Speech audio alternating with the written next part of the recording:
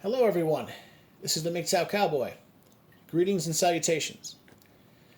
I wanted to make a video for all of you this morning, and I wanted to talk about a topic that I have considered before, I have not done, and that is surrogacy. Surrogacy is something I think I might be interested in doing later in my life. It's interesting as I get older, I question even the concept, I should say the idea, do I even want to have children? When I was much younger, I absolutely knew I wanted to have children. As I get older, it does seem like my desire to want or desire to have children, it's starting to wane. It's maybe I'm not as enthused anymore. But I think I still would. So in this video, I want to talk about surrogacy. I want to talk about what is surrogacy, the types of surrogacy. I want to talk about how much it costs. I want to talk about what kind of people might be interested in surrogacy. And then I want to talk about some of the advantages of surrogacy, some of the implications. So, okay, to get started, what is surrogacy? Surrogacy is it's the process where a woman has a child with the explicit intent of giving the child up to other people to be raised by other people after the woman has the child. Within these circles, within like the legal frameworks that talk about surrogacy, the people that get the children are called the intended parents, the intended parent or the intended parents. There exist two types of surrogacy. One is called traditional, the second one is called gestational. Traditional surrogacy is where the same woman who provides the egg is also the same woman who gives birth to the child. So obviously that woman's going to be also the genetic mother. And then oppositely, there is something called gestational surrogacy. Gestational surrogacy is when an egg from one woman is taken and then it is fertilized with male spermatozoa, and then it's I think they fertilize it like in a lab. It's called IVF, or in vitro fertilization, and then they plant it inside the womb of another woman. That's gestational. Gestational surrogacy. So, surrogacy. Who would be interested in surrogacy? So I don't know how long surrogacy has been around. I think it's been around for like more than 30 years at this point. It seems like there's three or four main groups that are mostly interested in surrogacy. The first group, and we Mgtow essentially would be one of those groups. The first group would be like couples, like heterosexual couples, a man and a woman. For whatever reason, the man, maybe he's got a low sperm count, maybe, I don't know, maybe his balls got blown off. I don't know what happened. Or maybe the woman's having like fertility issues, whatever. So they can go the route of surrogacy. Let's see. Then you have like lesbian couples, right? Gay couples, right? Even if they're married and they're together and they love each other, whatever, they obviously cannot have a kid the traditional route, the traditional way, because obviously self-explanatory. The biology, right? You need a man and a woman. And then there's the third group of people, and that is like single people, single women or single men. Whatever, a single woman, maybe she just never found anyone. She's in a hurry. Her biological clock is ticking, and she's just whatever. She just decides she'll do it on her own, or she'll go her own way. And then you have men, single men, and I think that would also be we Mgtow, men going their own way. We could be, we that could be us. So, I think people that are I think gestational. The point I'm trying to make is I think surrogacy, whether it's traditional or gestational surrogacy, I think it is primarily it is of primarily it is people. What am I trying to say?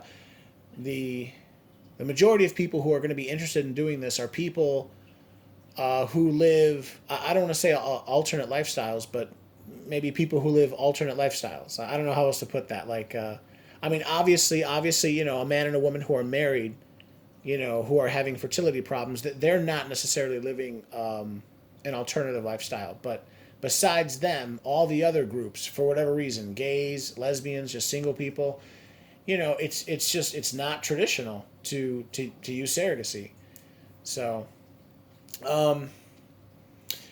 yeah, okay, so but whatever, we Mgtow, we don't care about that, right? Because we've embraced the idea of living this, non-traditional lifestyle. So that shouldn't be a problem for us. So moving on, let me talk about pricing. So apparently it's pretty expensive. I did again I took a quick look online right before making this video, and yeah, it's expensive. It's real expensive, but it's also like way cheaper if you go to other countries. So apparently, yeah, the United States is by far the most expensive. I think it was between 90 and $160,000. So just to be smart, you definitely want to put yourself in the average there. So it's going to be well over $100,000. You could easily drop 110, 120, easily.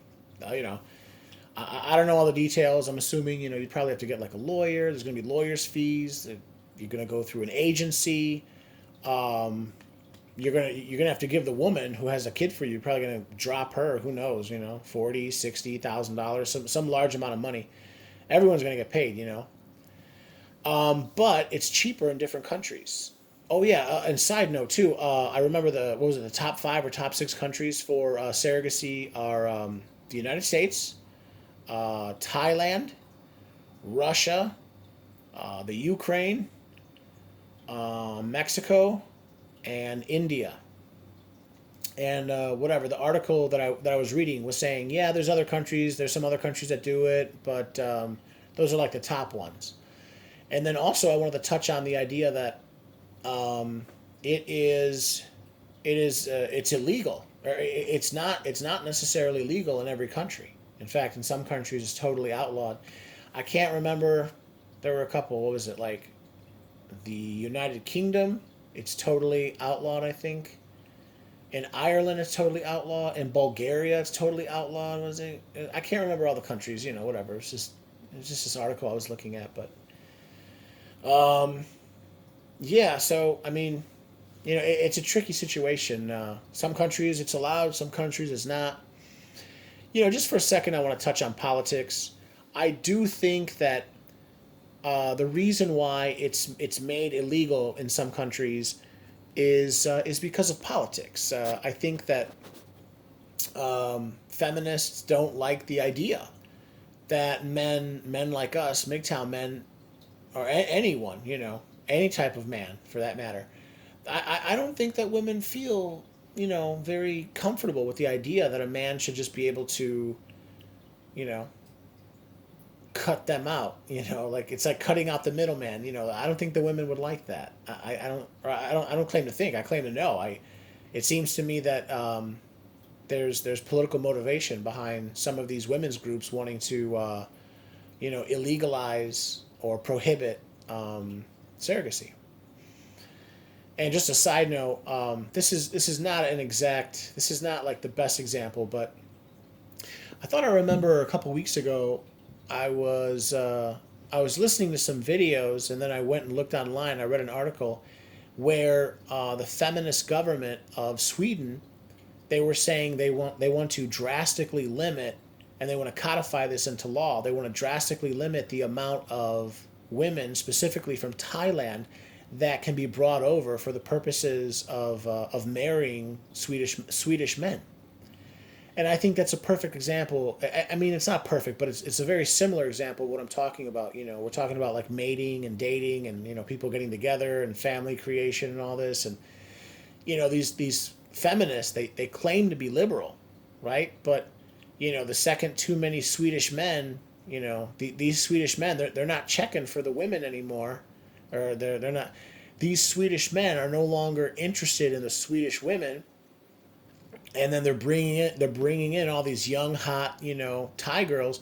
All of a sudden these feminists have a problem with it, but at the same time the feminists claim that they're totally okay, they're totally tolerant of people who are different and different lifestyles and all this, and but not really, right? I mean, when it affects them, it's a different story. And then they, whatever, they show their true face, they show their true colors. I think this is similar. I think there are some countries where there are more restrictions on surrogacy than others, and I think that that's politically motivated, and that kind of pisses me off. But this is this is how it is right now. So that being said, basically, there's some countries that you can't do it in. There's some countries that you can. It seems like the ones that are really friendly are like the Ukraine, I suppose, like Thailand.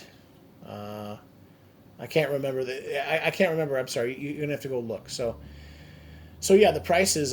Just to finish up, yeah, America's the most expensive, and I think the cheapest, the most reasonable was like Mexico. It's like half the price or something. But yeah, basically, this is like getting into like medical tourism. In for some procedures, it's actually cheaper to just leave the country, go somewhere else, and get what you need done. So, and then lastly, I want to finish up with the idea that surrogacy is it's not just a viable option. In whatever countries will actually allow it, but I think it offers certain advantages for the Mgtow man, and I want to talk about that for a minute. Basically,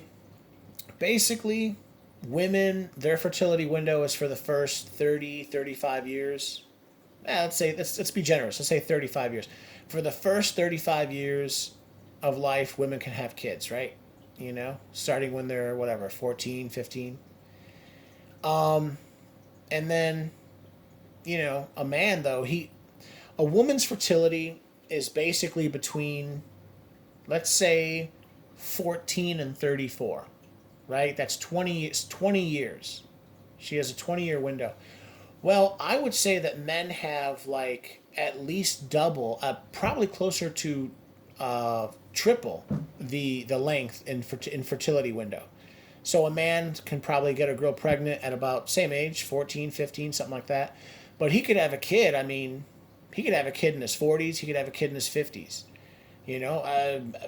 I don't think I know. There's a lot of men who even have kids in their 60s, right?